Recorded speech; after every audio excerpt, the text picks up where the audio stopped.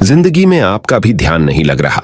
ज्यादा सोचने की वजह से बार बार आपको घबराहट होती है और आपका हृदय भी जोर जोर से धड़कता है और बार बार निगेटिव विचार आपके भी दिमाग में आते हैं। तो इस ज्यादा सोचने वाली बीमारी से बचने के लिए और इस बीमारी को दूर करने के लिए आज हम आपको एक बौद्ध भिक्षु की कहानी के माध्यम से आपकी समस्या का हल बताएंगे। तो आज के इस कहानी को पूरा देखें ताकि आप भी इस कहानी को सुनने के बाद आपकी समस्या से छुटकारा पा सके। तो चलिए आज के कहानी की शुरुआत करते हैं। एक बार चीन के एक हिस्से में बहुत बड़ा मठ था जहां लगभग 500 भिक्षु रहते थे। वो सभी अपने गुरु के मार्गदर्शन में खुद को जानने का अभ्यास कर रहे थे। एक दिन एक लड़का उस मठ में शिष्य बनने के लिए आया। उसने मास्टर से कहा, मास्टर, मैं खुद को जानना चाहता हूं। मैं सच की तलाश कर रहा हूं। मैं पता लगाना चाहता हूं कि सच क्या है। मास्टर ने उसकी ओर देखा और कहा कि अगर तुम सच जानना चाहते हो तो तुम्हें अपना पूरा जीवन दांव पर लगाना होगा। सच को जानने में तुम्हारा पूरा जीवन लग सकता है। फिर भी इस बात की गारंटी नहीं है कि तुम्हें इस जीवन काल में सच का पता लगेगा या नहीं। क्या तुम इसके लिए तैयार हो? शिष्य ने कहा। मास्टर, मैं यहां पीछे मुड़ने के लिए नहीं आया हूं। मैं इसके लिए तैयार हूं। गुरु ने कहा, अगर ऐसा है तुम एक काम करो। इस मठ में 500 भिक्षु है। तुम उनके लिए चावल कूटने का काम करो। बस सुबह से शाम तक चावल कूटने का ही काम करो और जब तुम थक जाओ तो सोने चले जाओ। फिर अगली सुबह उठकर चावल को कूटना शुरू कर दो। इसके अलावा कुछ और मत करना। किसी और चीज के बारे में मत सोचना। बस इस रास्ते पर चलते रहना और दोबारा मेरे पास मत आना। जरूरत पड़ने पर मैं खुद तुम्हारे पास आऊंगा। उस लड़के ने गुरु के आदेश का पालन करते हुए चावल कूटना शुरू कर दिया। उस मठ में 500 शिष्य थे। उन सभी को समय समय पर भोजन की आवश्यकता पड़ती थी। इसीलिए वह बहुत जल्दी उठ जाता था और रात को देर तक चावल कूटता रहता था। जब वह थक जाता तो उसी कमरे में सो जाता था जहां वो चावल कूटता था। वो किसी से बात नहीं करता था और ना ही कोई उससे बात करने के लिए उसके पास आता था। कुछ महीनों तक चावल कूटते हुए उसके मन में पुराने विचार आते रहे, लेकिन उन विचारों को कोई नया विषय नहीं मिला तो वह अपने आप ही मिट गए। धीरे धीरे उसके मन में विचार कम होने लगे। कुछ सालों के बाद तो वो अपना नाम तक ही भूल गया। वह हमेशा चुप रहता और विचारहीन अवस्था में बस चावल कूटता रहता। उसने ना तो कभी ध्यान किया था और ना कभी शास्त्र पढ़ा था। मठ के बाकी शिष्य उसे मूर्ख समझते थे। ऐसा करते हुए 12 साल बीत गए। 12 साल बाद एक दिन मास्टर ने घोषणा की, अब मेरा आखिरी समय आ रहा है और मुझे अपना उत्तराधिकारी चुनना है जो मेरे बाद मठ का मुखिया होगा। इसीलिए मेरा कोई भी शिष्य है जिससे लगता है कि उसे आत्म साक्षात्कार हो गया है और उससे खुद को जान लिया है, तो रात को मेरे दरवाजे के पास आकर इस दीवार पर कुछ पंक्तियां लिखें जिसमें उसकी जिंदगी का सारा अनुभव समाया हो। कई शिष्यों ने ऐसा करने के बारे में सोचा, पर मठ के प्रमुख शिष्यों में से एक ने वहां जाकर कुछ पंक्तियां लिखी। उसे बौद्ध धर्म ग्रंथों का बहुत ज्ञान था। सभी शिष्यों को लगता था कि वो इस मठ का उत्तराधिकारी बन सकता है। उसने लिखा था कि मन एक दर्पण की तरह है जिस पर विचारों और इच्छाओं की धूल जमा हो जाती है। इस धूल को हटाने के लिए ही ध्यान है। जिसकी धूल हट जाती है और मन का दर्पण साफ हो जाता है, वो मोक्ष को प्राप्त कर लेता है। अगली सुबह जब मास्टर उठे और उन्होंने इन पंक्तियों को देखा और उन्होंने कहा कि किस बेवकूफ ने यह सब कचरा मेरी दीवार पर लिखा है। वो शिष्य जिसने यह लिखा था वो चुप रहा। हालांकि उसने जो पंक्तियां लिखी थीं वो ज्ञान से भरी थीं, लेकिन यह सब किताबी ज्ञान था। वो शिष्य बहुत चालाक था। उसने पंक्तियां लिखी पर उसने नीचे अपने हस्ताक्षर नहीं किए, क्योंकि वो स्वयं इसके बारे में निश्चित नहीं था कि ये सही है या नहीं, क्योंकि उसे आत्म साक्षात्कार नहीं हुआ था। गुरु ने पंक्तियों को पूरी तरह से खारिज कर दिया। ये देखकर सभी हैरान रह गए। ये घटना पूरे मठ में चर्चा का विषय बन गई। इस विषय पर बात करते हुए 2 शिष्य उस शिष्य के पास से गुजरे जो 12 साल पहले यहां आया था और दिन रात चावल कूटता रहता था। दोनों की चर्चा सुनकर वह धीरे से हंस पड़ा।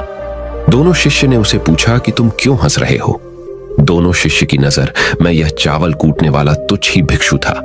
किसी ने उसे ना तो कभी ध्यान करते हुए देखा था, ना ही कभी शास्त्र पढ़ते हुए। हर कोई उसे मूर्ख समझता था जो बस चावल को ही जानता था। उस मठ में बहुत बड़े बड़े विद्वान थे, लेकिन उस चावल कूटने वाले को किसी से कोई मतलब नहीं था। इसीलिए वह दोनों शिष्य उसे मुस्कुराता हुआ देखकर चकित रह गए। उन्होंने फिर उससे पूछा कि तुम क्यों हंस रहे हो।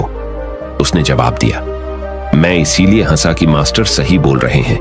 यह सब पंक्तियां कचरा है, इन पंक्तियों का कोई मूल्य नहीं है। वो दोनों शिष्य चौंक गए। उन्होंने उसे पूछा कि क्या तुम ऐसी पंक्तियां लिख सकते हो जो इससे भी बेहतर हो। चावल पीसने वाले ने जवाब दिया, नहीं, क्योंकि मैं अनपढ़ हूं, लेकिन हां, मैं कुछ पंक्तियां कह सकता हूं। अगर तुमने उन पंक्तियों को तुम लिख सकते हो तो मैं तुम्हारे साथ जाने के लिए तैयार हूं। उन दोनों शिष्यों ने कहा, ठीक है। वे मास्टर के कमरे के पास गए और चावल कूटने वाले ने कुछ पंक्तियां बोली और दूसरे शिष्य ने उस दीवार पर लिख दिया और उन पंक्तियों के नीचे लिख दिया कि चावल कूटने वाला। उन्हें लगा कि मास्टर इस पर भी गुस्सा करेंगे। जो पंक्तियों उसने लिखने के लिए कहा था बहुत अद्भुत थी और वो पंक्तियां थीं, मन तो बस एक का भ्रम है ना, तो मन है, ना ही मन का कोई दर्पण है। और जब मन ही नहीं है तो धूल कहां ठहरेगी। जो ये जानता है वो सच को जान गया। जब गुरु ने ये पंक्तियां देखी तो वे आधी रात को उठे और चावल कूटने वाले के पास गए। वह सो रहा था। मास्टर ने उसे जगाया और कहा कि ये लो, मेरी छड़ी और मेरे वस्त्र ले लो। आज से तुम मेरे उत्तराधिकारी हो, लेकिन इस मठ को छोड़कर कहीं दूर चले जाओ, क्योंकि इस मठ में बहुत सारे विद्वान हैं जो खुद को तुमसे ज्यादा श्रेष्ठ मानते हैं और वो तुम्हें मार देंगे। वो इस बात को बर्दाश्त नहीं कर सकते कि एक साधारण सा चावल कूटने वाला उनसे ज्यादा विद्वान निकला। तुम्हें वह सारा ज्ञान हो गया है जो मुझे है।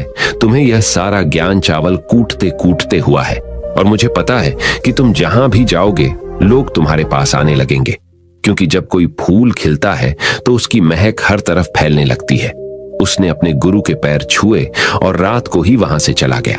अगर हम अपनी जिंदगी में देखें तो पाएंगे बहुत से लोग सोचते हैं कि ध्यान केवल एक ही जगह बैठकर आंखें बंद कर कर ही किया जा सकता है, लेकिन हकीकत में ऐसा नहीं है।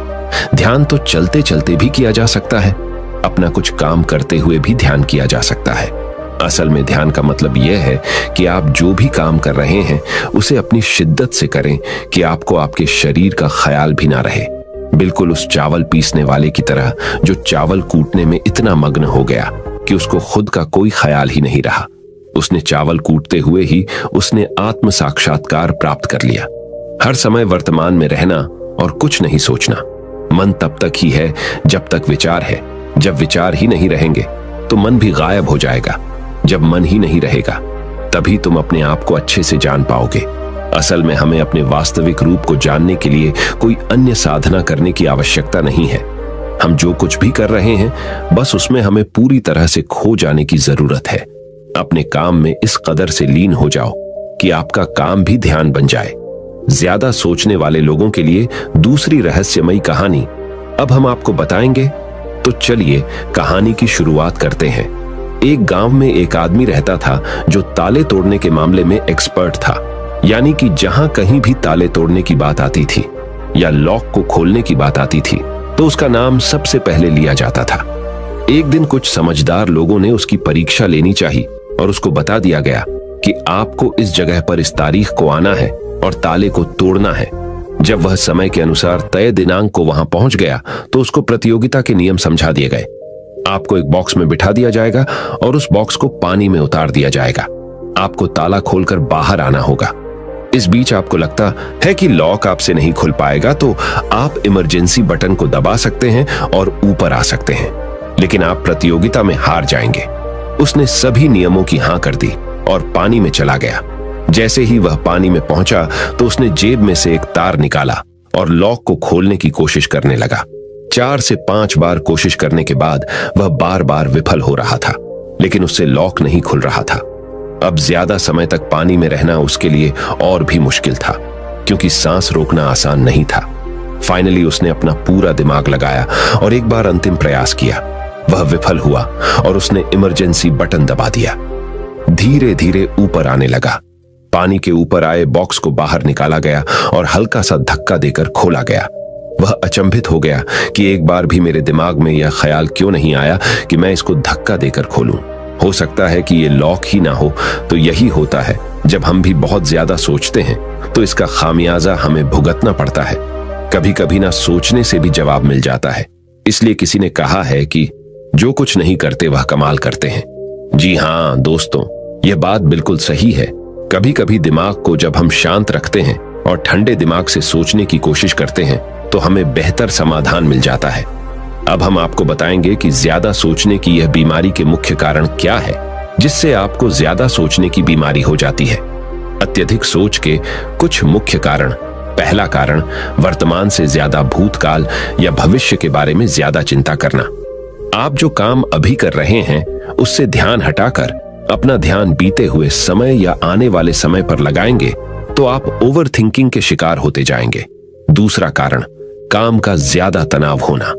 जब वर्कलोड ज्यादा होता है तो दिमाग भी तेजी से चलने लगता और यह तनाव का रूप ले लेता है और दिमाग में वो विचार भी आने लगते हैं तो काम से संबंध ही नहीं है और लोग ओवर थिंकिंग के शिकार हो जाते हैं। तीसरा कारण, डर का बना रहना। जब व्यक्ति के अंदर डर होता है, जैसे नौकरी छूट जाने का डर, प्रमोशन न होने का डर, काम में असफल हो जाने का डर, पैसे न मिलने या डूब जाने का डर, व्यक्ति इस डर को लेकर कल्पना करता रहता है। भले ही ऐसा न होने वाला हो, लेकिन धीरे धीरे यह डर उसे जरूरत से ज्यादा सोचने पर मजबूर कर देता है। चौथा कारण, कॉन्फिडेंस की कमी। जब व्यक्ति में किसी काम को करने के प्रति उलझन बनी रहती है तो कॉन्फिडेंस कम होता जाता है, जिसके चलते नकारात्मक विचार दिमाग को घेरना शुरू कर देते हैं और व्यक्ति ज्यादा सोचना और चिंता करना शुरू कर देता है। पांचवा कारण, चीजों के बारे में सकारात्मक से ज्यादा नकारात्मक विचार। जब व्यक्ति छोटी छोटी बातों के नकारात्मक पहलू के बारे में ज्यादा सोचना शुरू कर देता है तो धीरे धीरे व्यक्ति ओवर थिंकिंग का शिकार होता जाता है। क्या ओवर थिंकिंग यानी अत्यधिक सोच से छुटकारा पाया जा सकता है? तो इसका जवाब है जी बिल्कुल। ओवर थिंकिंग यानी अत्यधिक सोच से छुटकारा पाया जा सकता है, हालांकि थोड़ा समय लग सकता है, लेकिन यदि आप नीचे दिए स्टेप्स को फॉलो करते हैं तो आप ओवर थिंकिंग की प्रॉब्लम से यकीनन छुटकारा पा सकते हैं। तो आइए जानते हैं कि ओवर थिंकिंग की समस्या से छुटकारा कैसे पाएं। ओवर थिंकिंग यानी अत्यधिक सोच से छुटकारा पाने के उपाय। ये सब जानते हैं कि पहले विचार दिमाग में आता है, फिर वो क्रिया का रूप लेता है। हमें कोई भी काम सोच समझकर करना बहुत जरूरी है, पर किसी काम को लेकर जरूरत से ज्यादा सोचना और वो बातें भी सोचना जो काम से संबंधित नहीं है, आपको और आपके काम दोनों को नुकसान पहुंचाता है। तो थिंकिंग प्रॉब्लम नहीं है, बल्कि ओवर थिंकिंग प्रॉब्लम है और इसे कम करना जरूरी है। तो आइए जानते हैं ओवर थिंकिंग यानी अत्यधिक सोच से छुटकारा या कम करने के उपायों का। पहला उपाय, स्वीकार करें कि आप जरूरत से ज्यादा सोचते हैं। इस बात को मन से स्वीकार करें कि आप ज्यादा सोचते हैं और आपको ऐसा नहीं करना है। जब आप इस बात को स्वीकार कर लेंगे तो आप इससे छुटकारा पाने के लिए अपने आप को तैयार कर लेंगे। आप ओवर थिंकिंग को लेकर जागरूक हो जाएंगे। जब भी आपको लगे कि दिमाग में फालतू विचार चल रहे हैं, तुरंत उसे वहीं रोक दो और ये सोचना शुरू करो कि आपने सोचना कहां से शुरू किया था। तब आपको मालूम होता जाएगा कि आप कितनी फालतू की बातें सोचकर अपना समय और शक्ति बर्बाद कर रहे हैं। दूसरा उपाय, हमेशा सकारात्मक सोचने की कोशिश करें। क्या गलत हो सकता है कि जगह क्या अच्छा हो सकता है। सोचें। नकारात्मक विचार डराते हैं और आपका दिमाग चिंता से दौड़ने लगता है। जब आप उन नकारात्मक चीजों पर ध्यान केंद्रित करने लगते हैं जो कही हो गई, तो तब आप दिमाग के गुलाम हो जाते हैं। लेकिन जब आप सकारात्मक रूप से सोचते हैं तो दिमाग आपका गुलाम होता है। सकारात्मक रहने का मतलब यह नहीं है कि आप चीजों के सिर्फ एक पहलू को देखें, बल्कि सही और गलत दोनों पहलुओं को देखना जरूरी है। पर केवल नकारात्मक सोचना या ज्यादा नकारात्मक विचार आपको अनुचित सोचने पर मजबूर कर देते हैं। तीसरा उपाय, योग, ध्यान और व्यायाम करें। योग, ध्यान और व्यायाम मस्तिष्क और शरीर को स्वस्थ रखते हैं। ध्यान काफी लाभदायक है, इसे अपने जीवन का हिस्सा बनाएं। चौथा उपाय, वर्तमान क्षण में जीने की कोशिश करो। कभी कभी लोग बीती हुई बातों या घटना के बारे में ही सोचते रहते हैं और तनाव में आ जाते हैं। इसी प्रकार जो समय आने वाला है उसे लेकर भी इतनी चिंता करते हैं कि तनाव में रहते हैं। तनाव में दिमाग हावी हो जाता है और फालतू बातें सोचने लगता है। जो समय बीत गया है उससे सीख लो, जो आने वाला है उसकी तैयारी करो। लेकिन यह आप तभी कर सकते हैं जब आप वर्तमान में रहें। इसलिए आप जो अभी कर रहे हैं तो पूरा ध्यान उसी पर लगाओ। पांचवा उपाय, जो बात आपको परेशान कर रही है उसे लिख लें। आपके सोचने के तरीके और आपके महसूस करने के तरीके के बीच एक मजबूत संबंध है। आपके सोचने का तरीका आपकी भावनात्मक स्थिति को प्रभावित करता है और आपकी भावनात्मक स्थिति आपके सोचने के तरीके को प्रभावित करती है। तो जो बात आपको परेशान कर रही है उसे लिख लें। अब उस बात के बारे में यह लिखें कि यह आपको क्यों परेशान कर रही है। अब अपने आप से प्रश्न करें कि क्या इस समस्या का हल परेशान रहना है। यदि नहीं तो उसका हल ढूंढे, और यही इसका कोई हल नहीं है तो परेशान रहने और सोचते रहने से क्या होगा। जब धीरे धीरे आप ऐसे करेंगे तो इस चीज की आपको आदत पड़ी ढहती जाएगी और आप अनावश्यक सोचना बंद कर देंगे। छठा उपाय, अपनी भावनाओं का नियंत्रण रखो। भावनाओं पर नियंत्रण रखने का मतलब यह बिल्कुल भी नहीं है कि आप अपनी भावनाओं को दबाएं, लेकिन आपको अपनी भावनाओं पर नियंत्रण रखना होगा। जब आप अपनी भावनाओं पर नियंत्रण रखते हैं तो हकीकत को देख पाते हैं। अनियंत्रित भावनाएं दिमागी विचारों को बेफजूल गति प्रदान करती हैं। सातवां उपाय, चिंता नहीं चिंतन करें। चिंता ओवरथिंकिंग को जन्म देती है और चिंतन क्रिएटिविटी को जन्म देता है। फालतू सोचने की जगह कोई कहानी, कोई लेख, कविता या कुछ रचनात्मक सोचें। आठवां उपाय, अपने पसंद की चीजें करें। जब भी आप फ्री हो तो कोई भी ऐसा काम करो जिसे करना आपको अच्छा लगता हो। किताबें पढ़ें, गाने सुने, गाने गाएं, घूमने जाएं। यदि आपके घर में बच्चे हैं तो बच्चों के साथ खेलें। अपने दोस्तों से साथ समय व्यतीत करें। नौवां उपाय, अपना सर्वश्रेष्ठ स्वीकार करें। जब आप ज्यादा सोचते हैं तो न चाहते हुए भी आप नकारात्मक बातें सोचते हैं और अपने आप को औरों से कम आंकने लगते हैं। याद रखें, कोई भी परफेक्ट नहीं होता। जो आप हैं, आप जैसा कोई नहीं है। लोग क्या कहते हैं इस पर ध्यान देने की बजाय अपना सर्वश्रेष्ठ स्वीकार करें, अपने ज्ञान को बढ़ाते रहें और पॉजिटिव रहें। 10वां उपाय, मन को शांत रखें। आधुनिक जिंदगी भाग दौड़ा और तनाव भरी है। अधिकतर लोगों के साथ तनाव में बने रहना इतना सामान्य हो जाता है कि उन्हें इस बात का पता ही नहीं चलता कि धीरे धीरे तनाव उनके मानसिक और शारीरिक स्वास्थ्य पर बुरा प्रभाव डाल रहा है। जब मन अशांत होता है तब नकारात्मक और बेफिजूल के विचार हमारे दिमाग में घर करने लगते हैं। यदि आप ओवरथिंकिंग से छुटकारा पाना चाहते हैं तो अपने मन को शांत रखें। आपके सोच को बदल देने वाली 3 कहानियां अभी हम आपके सामने प्रस्तुत कर रहे हैं, तो इसे ध्यान से सुने। यह आपकी जिंदगी बदल लेंगी। पहली कहानी, चमकीले नीले पत्थर की कीमत। एक शहर में बहुत ही ज्ञानी प्रतापी साधु महाराज आए हुए थे। बहुत से दीन दुखी परेशान लोग उनके पास उनकी कृपा दृष्टि पाने हेतु आने लगे। ऐसा ही एक दीन दुखी गरीब आदमी उनके पास आया और साधु महाराज से बोला, महाराज मैं बहुत ही गरीब हूं, मेरे ऊपर कर्जा भी है, मैं बहुत ही परेशान हूं, मुझ पर कुछ उपकार करें।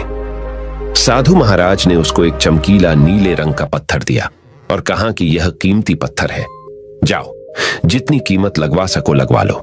वो आदमी वहां से चला गया और उसे बचने के इरादे से अपने जान पहचान वाले एक फल विक्रेता के पास गया और उस पत्थर को दिखाकर उसकी कीमत जाननी चाहिए। फल विक्रेता बोला, मुझे लगता है ये नीला शीशा है, महात्मा ने तुम्हें ऐसे ही दे दिया है। हाँ, यह सुंदर और चमकदार दिखता है, तुम मुझे दे दो, इसके मैं तुम्हें 1000 रुपए दे दूंगा। वो आदमी निराश होकर अपने एक अन्य जान पहचान वाले के पास गया जो कि एक बर्तनों का व्यापारी था। उनसे उस व्यापारी को भी वो पत्थर दिखाया और उसे बेचने के लिए उसकी कीमत जाननी चाहिए।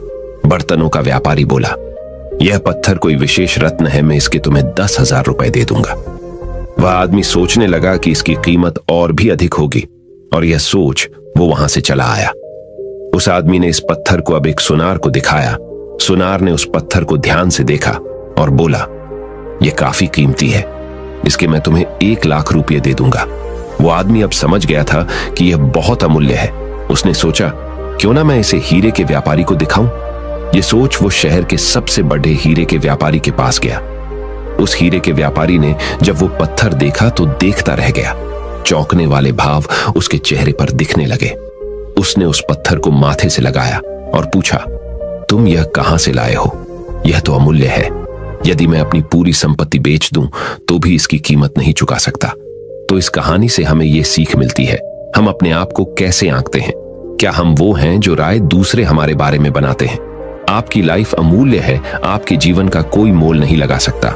आप वो कर सकते हैं जो आप अपने बारे में सोचते हैं। कभी भी दूसरों के नेगेटिव कमेंट से अपने आप को कम मत आंकिए। दूसरी कहानी, मेंढकों की टोली एक मेंढकों की टोली जंगल के रास्ते से जा रही थी। अचानक दो मेंढक एक गहरे गड्ढे में गिर गए। जब दूसरे मेंढकों ने देखा कि गड्ढा बहुत गहरा है तो ऊपर खड़े सभी मेंढक चिल्लाने लगे, तुम दोनों इस गड्ढे से नहीं निकल सकते, गड्ढा बहुत गहरा है, तुम दोनों इसमें से निकलने की उम्मीद छोड़ ढाए दो। उन दोनों मेंढकों ने शायद ऊपर खड़े मेंढकों की बात नहीं सुनी और गड्ढे से निकलने के लिए लगातार वो उछलते रहे। बाहर खड़े मेंढक लगातार कहते रहे, तुम दोनों बेकार में मेहनत कर रहे हो, तुम्हें हार मान लेनी चाहिए, तुम दोनों को हार मान लेनी चाहिए, तुम नहीं निकल सकते। गड्ढे में गिरे दोनों मेंढकों में से एक मेंढक ने ऊपर खड़े मेंढकों की बात सुन ली और उछलना छोड़ कर वो निराश होकर एक कोने में बैठ गया। दूसरे मेंढक ने प्रयास जारी रखा, वो उछलता रहा जितना वो उछल सकता था। बाहर खड़े सभी मेंढक लगातार कह रहे थे कि तुम्हें हार मान लेनी चाहिए, पर वो मेंढक शायद उनकी बात नहीं सुन पा रहा था और उछलता रहा और काफी कोशिशों के बाद वो बाहर आ गया। दूसरे मेंढकों ने कहा, क्या तुमने हमारी बात नहीं सुनी?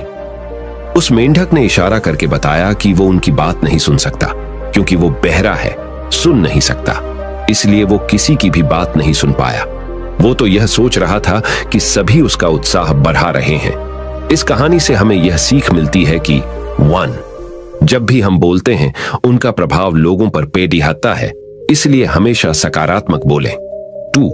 लोग चाहें जो भी कहें, आप अपने आप पर पूरा विश्वास रखें और सकारात्मक सोचें। 3. कार्य ही मेहनत, अपने ऊपर विश्वास और सकारात्मक सोच से ही हमें सफलता मिलती है। तीसरी कहानी, चील और मुर्गी। एक जंगल में बरगद का पेड़ था। उस पेड़ के ऊपर एक चील घोंसला बनाकर रहती थी जहां उसने अंडे दे रखे थे।